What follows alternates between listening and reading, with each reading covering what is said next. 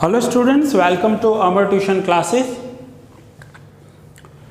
आज हम FY BCom का कंसाइनमेंट चैप्टर स्टार्ट करेंगे।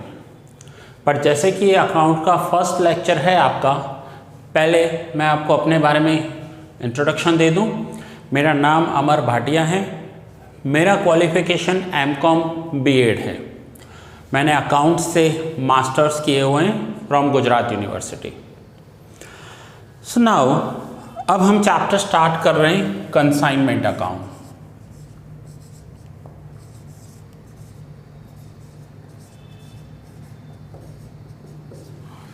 ना कंसाइनमेंट अकाउंट स्टार्ट करने से पहले हम इस वर्ड की मीनिंग समझेंगे कि कंसाइनमेंट अकाउंट होता क्या है और बनाते क्यों हैं। हर एक सेलर या बिजनेसमैन वो यही चाहता है कि उसके गुड्स ज़्यादा से ज़्यादा सेल हो, और वो गुड्स सेल करने के लिए हर एक एफर्ट्स करते हैं, चाहे वो मार्केटिंग हो, एडवर्टाइजमेंट हो, हर एक काम वो करते हैं। नाउ एक एग्जांपल लेते हैं। सपोज करो कोई मिस्टर ए है और वो एक प्रोडक्ट बेच रहा है जो पूरे गुजरात में सेल हो रहा है। कोई भी प्रोडक्ट है, चाहे वो पेन हो सकता है, चाहे वो एक चिप्स का पैकेट हो सकता है, एनी प्रोडक्ट, कोई भी प्रोडक्ट है जो पूरे गुजरात में सेल हो रहा है। अब मिस्टर ए को वही गुड्स बॉम्बे में भी सेल करने हैं, दिल्ली में भी सेल करने हैं, कलकत्ता में भी सेल करने हैं, पूरे इंडिया में सेल करने हैं। तो वो कैसे कर सकता है? तो उसके पास एक ऑप्शन है कि वो वहाँ पर अपनी ब्रांचेस ओपन कर दे। लेकिन होगा क्या कि ब्रांच ओपन करना ये बहुत ही एक्सपेंसिव एक्टिविटी है और बहुत सारा इन्वेस्टमेंट भी चाहिए।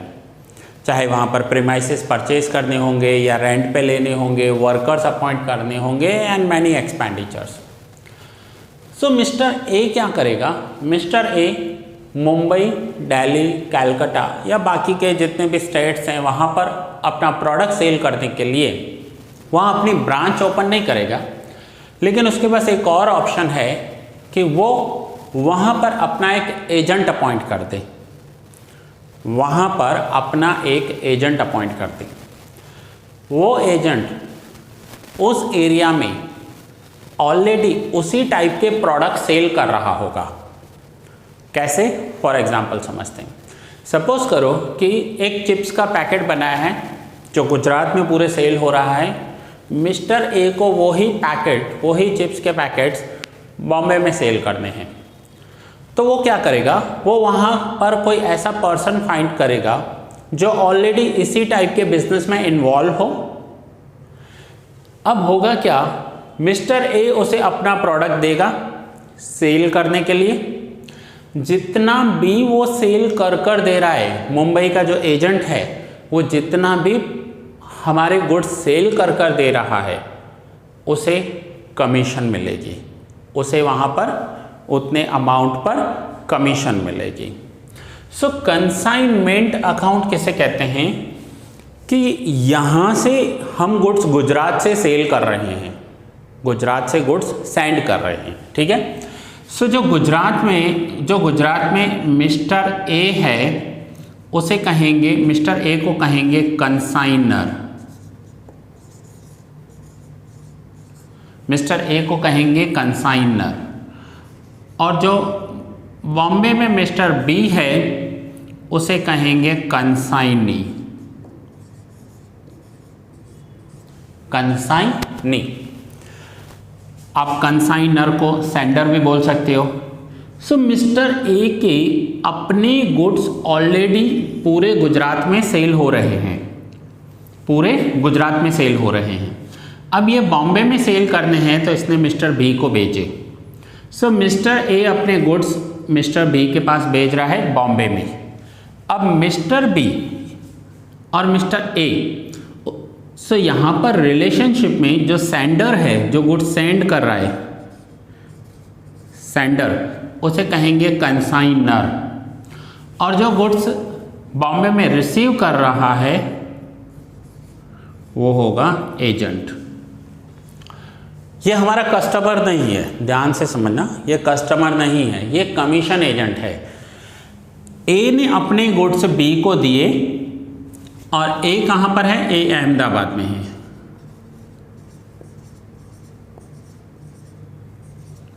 और बी कहाँ है, बी मुंबई में है। सो ए ने गुड्स दिए बी को सेल करने के लिए, बी कंसाइनी है, बी अब ये पूरे मुंबई में गुड्स सेल करेगा। जितने भी गुड्स बी सेल कर रहा है उतने गुड्स पर बी को कमीशन मिलेगी। सो बी बॉम्बे में ऑलरेडी वही बिजनेस कर रहा है, वो बहुत सारे और अलग अलग कंपनीज के प्रोडक्ट सेम बेच रहा है। अब बी क्या करेगा, बी को अलग से कोई ब्रांच नहीं खोलनी है, अलग से उसे प्रीमाइसेस नहीं चाहिए, अलग से कोई गोडाउन नहीं चाहिए, या अलग से एम्प्लॉय अपॉइंट नहीं करने। बी ऑलरेडी वो बिजनेस कर रहा है, उसे एक और प्रोडक्ट मिल गया सेल करने के लिए। और ए जो अहमदाबाद में रह रहा है उसने बी को गुड्स दे दिए सेल करने के लिए। सो ए को जो ब्रांच ओपन करने के एक्सपेंडिचर्स होने वाले थे, ब्रांच ओपन करना, एम्प्लॉइज अपॉइंट करना, ऐसे बहुत सारे एक्सपेंसेस से ए बच गया। अब ए को क्या करना है, ए बी को गुड्स भेजेगा, बी आगे गुड्स सेल करेगा। अब बी का काम क्या है, बी का काम है कि ये आगे गुड्स को सेल करे, बी का काम होगा ये आगे सेल करके दिखाए। और जितने गुड्स बी सेल कर रहा है उतने गुड्स पर बी को कमीशन मिलेगी। सो इन दोनों के बीच में जो अकाउंट्स बनेंगे दैट इज कंसाइनमेंट अकाउंट, उसे हम कहेंगे कंसाइनमेंट अकाउंट। इससे होगा क्या कि जो ए है वो अहमदाबाद में रहकर भी बी को थोड़ी सी कमीशन देकर अपने गुड्स बॉम्बे में सेल कर सकता है, पूरी मुंबई में उसके गुड्स सेल होंगे। और यही काम अब मिस्टर ए सेम मुंबई के लिए भी करेगा, सेम दिल्ली के लिए भी करेगा, सेम कलकत्ता के लिए भी करेगा। मीन्स ए अहमदाबाद में है, ये कंसाइनर है, ये सेंडर है, ये हर एक जगह अपने कंसाइनी अपॉइंट करता जा रहा है। और कंसाइनी उस एरिया में, उस सिटी में, उस स्टेट में उसके गुड्स सेल करेंगे और उन्हें कमीशन मिलेगी। सो बहुत बड़े बिजनेसेस जो होते हैं ना, वो ऐसा ही करते हैं। आप देखो कुछ प्रोडक्ट्स ऐसे हैं जो आपको इंडिया के प्रोडक्ट फॉरेन में भी मिलेंगे या फॉरेन के प्रोडक्ट इंडिया में मिलेंगे। खास कर ये कंसाइनमेंट कहाँ किया जाता है, जहाँ बहुत बड़ा डिस्टेंस होता है, सेंडर के लिए, कंसाइनर के लिए ब्रांच ओपन करना पॉसिबल नहीं होता है, वहाँ पर एजेंट अपॉइंट किया जाता है और गुड्स सेल किए जाते हैं।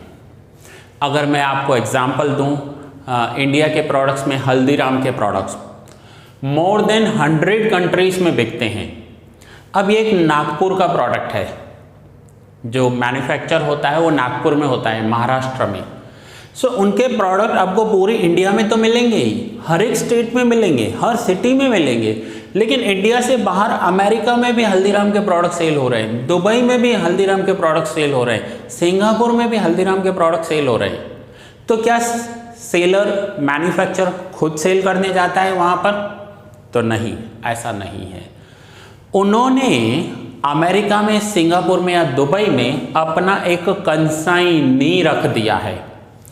यहाँ से गुड्स जाते हैं कंसाइनी के पास और वो कंसाइनी पूरी अमेरिका में उनके गुड्स सप्लाई करता है।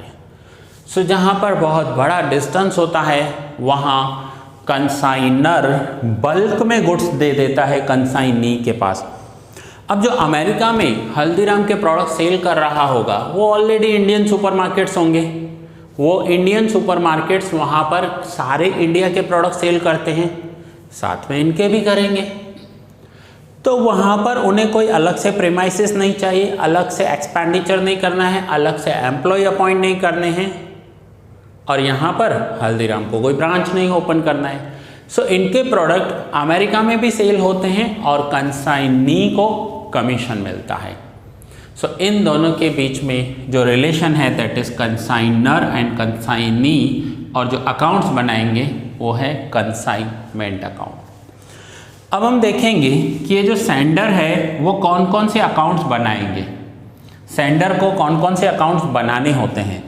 तो सेंडर को अकाउंट बनाना होता है एक कंसाइनमेंट अकाउंट, जो सेंडर है वो अकाउंट्स बनाएंगे कंसाइनमेंट अकाउंट। मैं यहाँ पर आपको लिख कर बता रहा हूँ, हमें जो अकाउंट्स बनाने होंगे सेंडर दैट मीन्स ये कंसाइनर, सो ये अकाउंट्स बनाएंगे एक तो कंसाइनमेंट अकाउंट,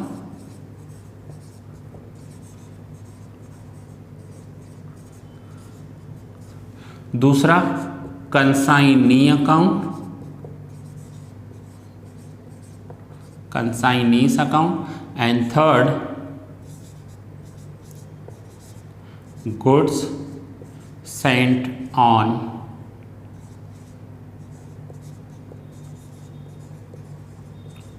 कंसाइनमेंट अकाउंट।